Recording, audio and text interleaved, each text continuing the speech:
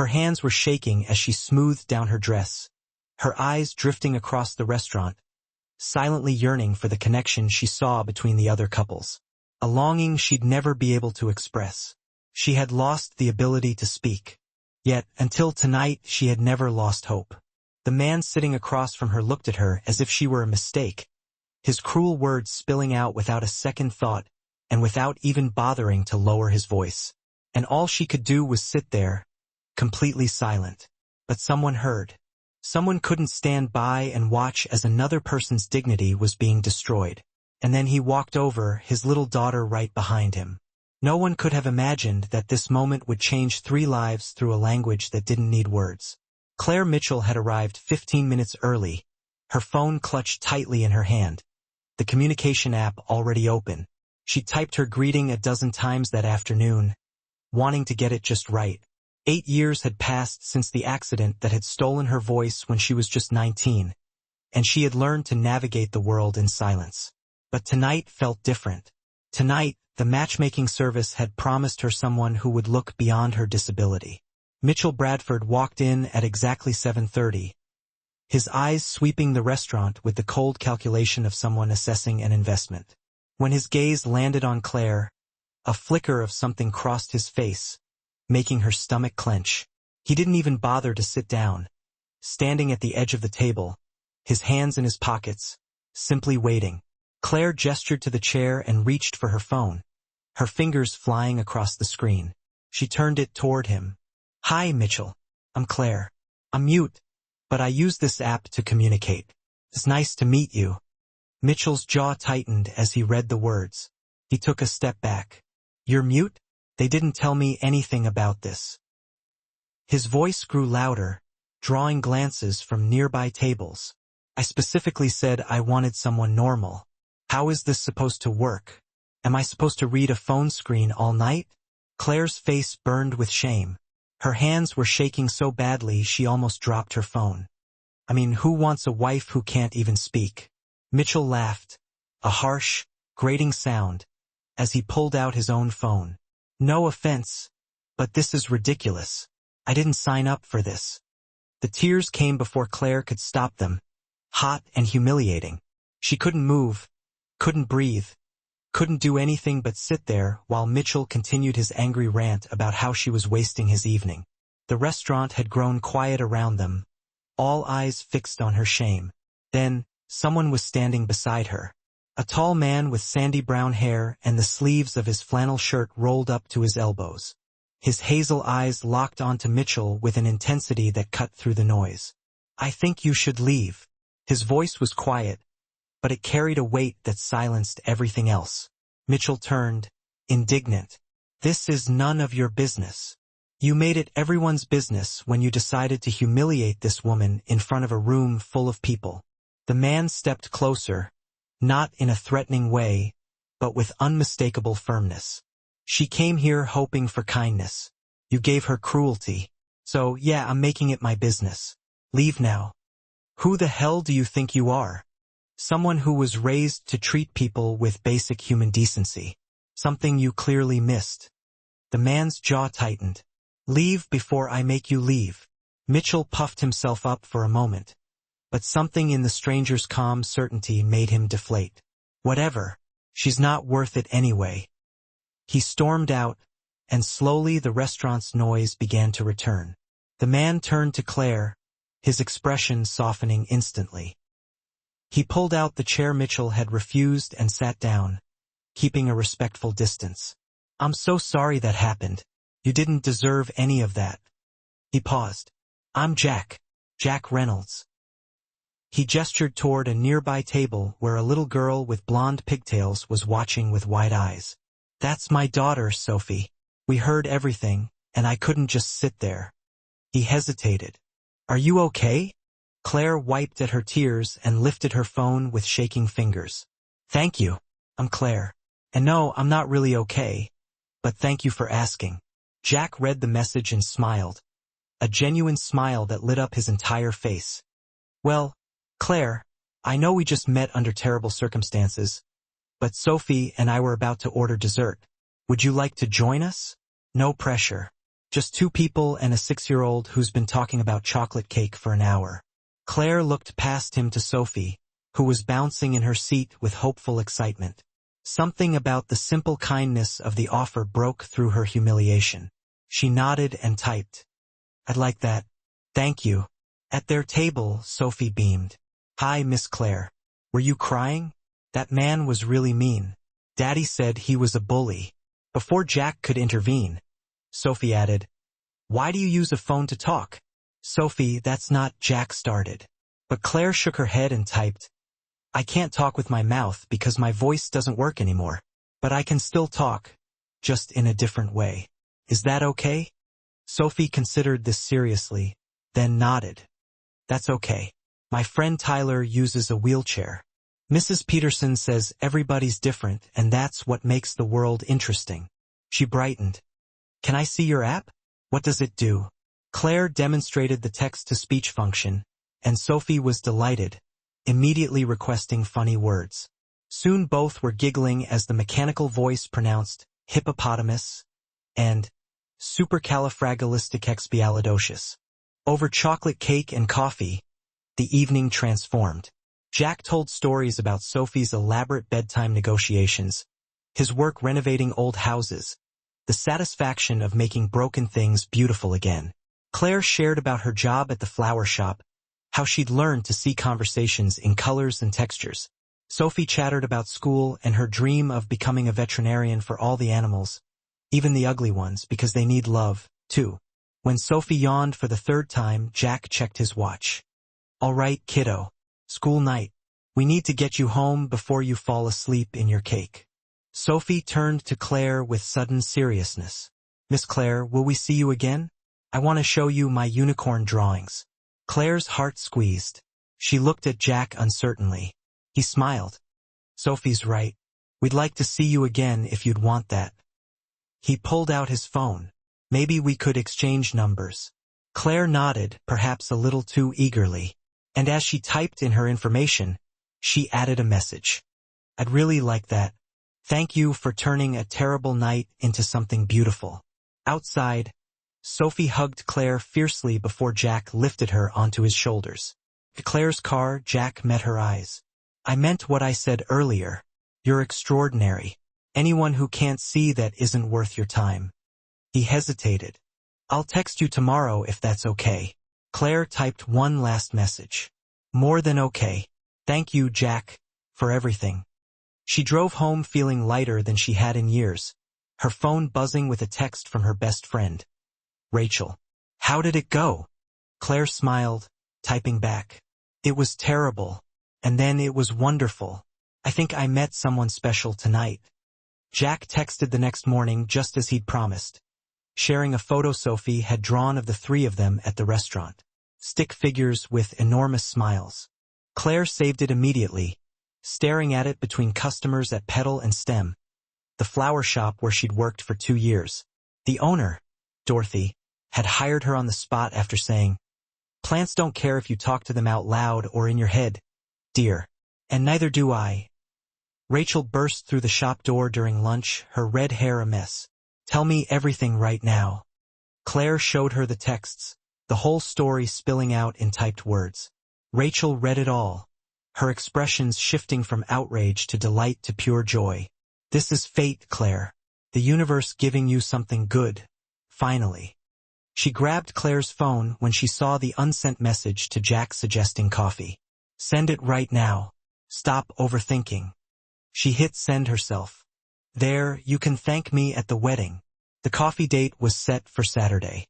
When Claire walked into the cafe, Jack was already there with 2 different coffees and a nervous smile. "Hey, you look great. I mean, you always. I'm gonna stop talking now." Claire laughed silently and typed, "You look pretty good yourself. And thank you for the coffee. Let me guess, you weren't sure what I'd like, so you got 2. Jack flushed. "How did you know?" "Lucky guess." They talked for 2 hours. Jack shared about his work, about the Victorian house he was renovating. Claire told him about arranging flowers, about the elderly man who bought yellow roses every Friday for his wife of 53 years. When Jack asked about the accident, gentle but direct, Claire appreciated his honesty. She told him about the drunk driver, about waking up without her voice, about the months of learning to be someone new. "Do you miss it?" Jack asked quietly. Claire's fingers hovered over her phone before typing. "Every day. But I don't miss who I was before. That person was younger, less patient, less careful with words. Maybe this is who I was supposed to become, just through a route I wouldn't have chosen." "That's incredibly brave," Jack said. Claire shrugged. "Or incredibly good at making peace with things I can't change." "I don't think there's a difference," Jack replied. He turned his coffee cup in his hands. "Can I tell you about Sophie's mom? About Anna?" Claire nodded, settling back. Anna had stage 4 ovarian cancer. They gave her 6 months, but she fought for 14 because she wanted to see Sophie grow up. Jack's voice was steady, but quiet. Near the end, she couldn't talk anymore. The cancer spread to her throat, but she wrote notes constantly, letters to Sophie for every future milestone, instructions about bedtime stories and sandwich preferences. The last thing she wrote was, "Love is louder than words." She'd always said that. He looked at Claire directly. "When I met you that night, when I saw how you handled Sophie with such patience and grace, I thought about Anna, about how she'd have liked you, about how real communication has nothing to do with volume."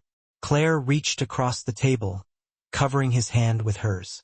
They sat like that for a long moment, connected by grief and understanding and something new and fragile. Finally, Claire typed, "Thank you for telling me about her. She sounds incredible." "I'm trying to honor her memory," Jack said softly. "Some days are better than others." He cleared his throat. "Want to take a walk? There's a park nearby." They walked for an hour, shoulders occasionally brushing, talking about books and movies and discovering shared loves of Hitchcock films and terrible puns. As the sun set, Jack walked Claire to her car. "I had a really great time today. I'd like to see you again. Maybe with Sophie next time. She's been asking nonstop." Claire typed quickly. "I'd love that. How about the zoo next Saturday?" Jack's face lit up. "She's going to lose her mind." He stepped closer, tucking a strand of hair behind her ear. "Thank you, Claire, for giving us a chance." She squeezed his hand, hoping he understood everything she couldn't type fast enough. He did. She could see it in his eyes. The zoo became a weekly tradition. Then Tuesday coffee, then Friday dinners. Slowly, carefully, they built something real. Sophie declared Claire her best grown-up friend and introduced her to everyone: teachers, neighbors, the librarian. 2 months in, Jack invited Claire to his house for dinner. It was a small craftsman with a porch swing and neglected flower boxes. Inside, Sophie's artwork covered the refrigerator. Claire brought wine and lasagna, which Sophie proclaimed the best thing she'd ever eaten. After dinner, Sophie pulled Claire to her room to show her a treasure box containing smooth rocks, circus tickets, and a photo of a beautiful blonde woman. "That's my mama. She's in heaven now, but Daddy says she watches over me." Sophie grew thoughtful. "Do you think she'd like you?" Claire picked up Anna's photo, feeling overwhelming gratitude toward this woman she'd never met. She typed, "I don't know, but I hope so." "I think she would," Sophie said with devastating honesty, "because you make Daddy smile. He didn't smile much for a long time, but now he smiles lots." Downstairs, Jack was waiting anxiously. Claire showed him her phone. "She's wonderful. Thank you for sharing her with me and for sharing Anna." Jack moved closer, cupping her face gently. "You know what's funny? I spent 3 years thinking I'd never feel this way again. But then I met you and suddenly everything felt possible." He hesitated. "Is this okay?" Claire set her phone aside and rose on her toes, answering with a kiss. It was soft and careful, and when she wrapped her arms around his neck, he sighed with relief and deepened it. They broke apart slowly, foreheads together. "I've wanted to do that since the restaurant," Jack murmured. From upstairs. "Daddy, Miss Claire, did you guys kiss? Are you boyfriend and girlfriend now?" Jack laughed. "Were you spying, Sophie Bear?" "Maybe, but I was just checking to make sure you were okay." Jack shook his head, pulling Claire closer. "Well, the jury's in. Sophie has spoken." Claire typed one-handed. I can live with that verdict. The months flowed together like watercolors. Claire learned Sophie's bedtime routine, Jack's terrible shower singing, the rhythm of their household. Jack learned Claire's fierce independence and her secret love of being cared for in small ways. Sophie learned that families came in all shapes and love didn't require words. But there were hard days, too. Days when Claire felt like an outsider, when another parent questioned her ability to chaperone field trips, when Jack's mother visited with polite concern that he was settling. The worst came 4 months in. Jack had been venting about work, pacing while Claire made dinner, and he'd gotten frustrated with the typing delays. I just need to talk this through, really talk back and forth, not wait while you type everything. The words landed like a slap. Claire set down her spoon carefully and typed. I'm sorry, I can't be what you need. Jack's face crumpled. Claire, no. God, no. I didn't mean that. But she'd already grabbed her purse. Sophie appeared at the stairs, her face frightened. Miss Claire, where are you going? Are you coming back? That stopped her. She looked at Sophie's tears, at Jack's stricken expression, and realized what she was about to do: walk away because things got hard. She'd spent 8 years protecting herself from this pain. But maybe real love meant staying through the hard parts. She typed, I need some air. I'll be back in an hour. We need to talk. That hour of walking clarified everything. She couldn't change who she was. Jack couldn't change his occasional frustrations. But they could choose how they handled those moments. They could choose honesty, patience, bravery. When she returned, Jack was waiting on the porch, Sophie asleep inside. Before he could speak, Claire showed him her phone. I know I'm not easy. I know there are things about being with me that are hard. But I need to know, can you really handle it? Because I can't keep wondering if you're going to decide I'm too much work. Jack took her hands firmly. You're not too much. What I said was stupid and hurtful, and I'm sorry. But Claire, I'm going to mess up again because I'm human. The question isn't whether we'll have hard moments. It's whether we'll face them together. They talked for 2 hours, establishing ground rules. Jack would be more patient. Claire would speak up when overwhelmed. They'd assume good intentions. Never let resentments fester. It wasn't romantic, but it was real. And real was better. By winter, Claire had a toothbrush at Jack's house. She'd met his whole family, weathered his mother's skepticism, won over his sister. Dorothy called Jack our honorary employee at the flower shop. Sophie declared she wanted to grow up quiet and kind like Miss Claire. On Christmas Eve, after Sophie was in bed, Jack pulled out a small box with nervous determination. Before you panic, this isn't what you think. Not yet. Not because I don't want to, but because I want to do this right. Inside was a simple silver band with a moonstone. This was Anna's grandmother's ring. She wore it every day.